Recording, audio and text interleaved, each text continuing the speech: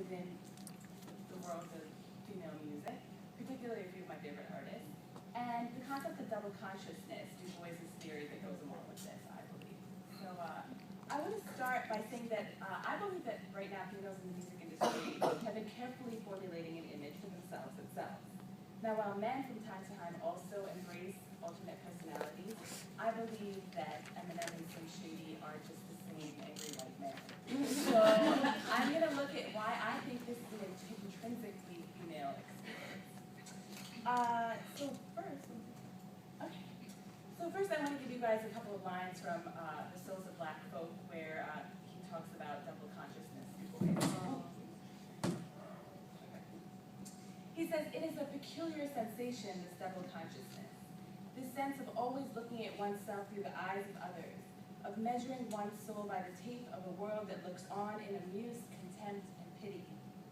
One ever feels his two-ness, an American, a Negro, two souls, two thoughts, two unreconciled strivings, two warring ideals in one dark body, whose dogged strength alone keeps it from being torn asunder." Now, double consciousness is, for anybody that knows me, I go to that theory for everything in life. The reason why I'm not tenured yet, double consciousness. The reason why I have to wear suits instead of sweats when I teach class, double consciousness. The reason why I always put on a fresh pair of clothes or whatever it is after I'm done making samosas in my house, because I don't want to smell like an Indian woman is supposed to smell when she leaves the house. So double consciousness is kind of having these two lenses where I can see myself in the mirror, but I also need to pay attention to how the rest of the world sees me.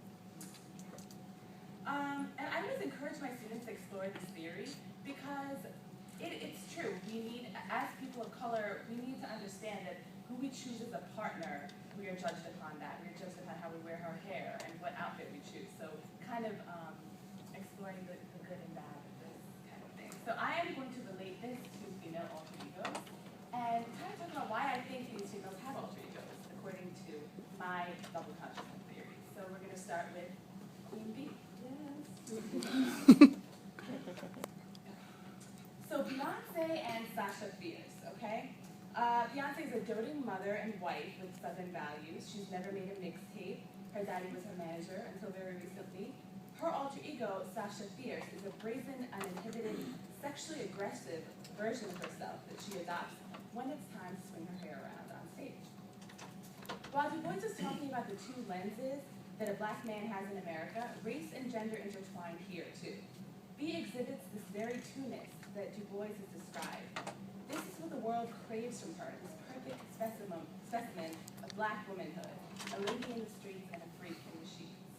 Never both at the same time, never a healthy balance. These expectations of Beyonce come from the residue of a very skewed social construct that dictates roles, the Jezebel, the mammy, whatever else it is that people feel comfortable looking at when they look at a black woman.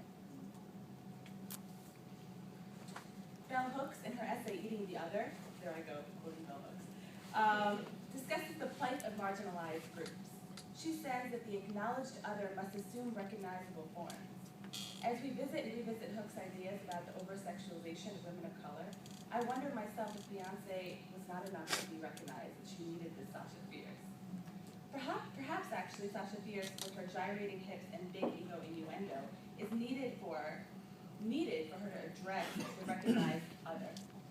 Because of how Beyonce is perceived, I can only suspect that Sasha Fierce, the fetish and exotification that she provokes, is the one who helped her cross over to the comfort of mainstream pop. All right, so my favorite. Janelle Monáe. Her alter ego is a woman, an android by the name of Cindy Mayweather, who travels time and fights oppressors. She's a civil rights activist of the future. She's also Monet's biggest supporter, an imaginary friend of sorts. In an interview that I did with her for the Huffington Post, she told me, "Cindy helps me write and she helps me talk. When I speak about science fiction and future and androids, I'm speaking about the other. Androids are the new black, the new gay, the new women." So again, this idea of not being exiled to the margin, but instead embracing the role of the other. It's very difficult to describe Monet's music as well as her musical persona.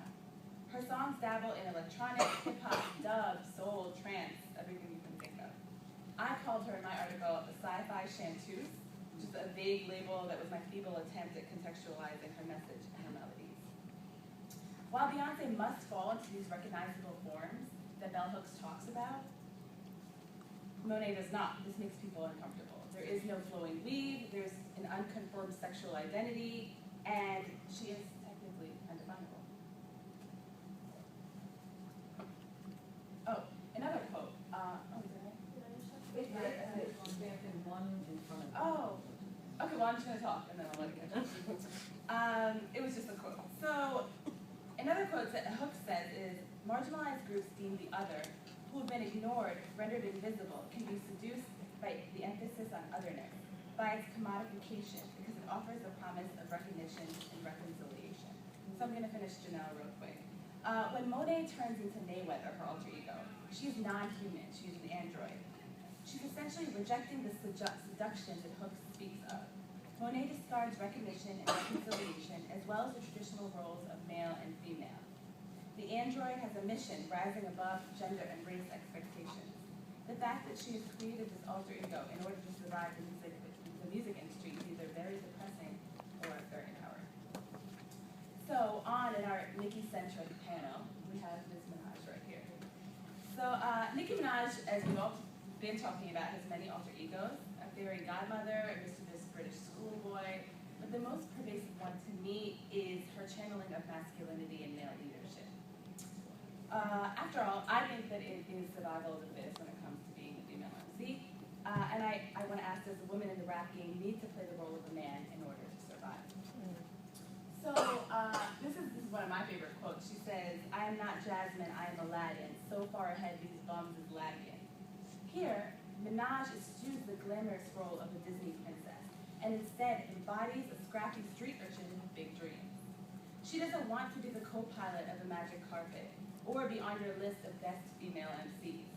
She chooses front and center. And in certain circumstances, that means channeling masculinity.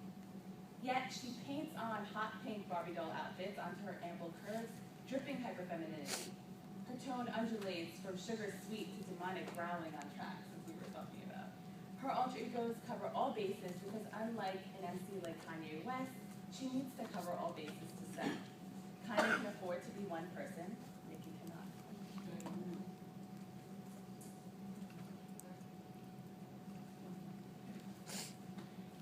So, Minaj's male alter ego exercises gender stereotypes and dares her contenders, both men and women, to rise to the challenge.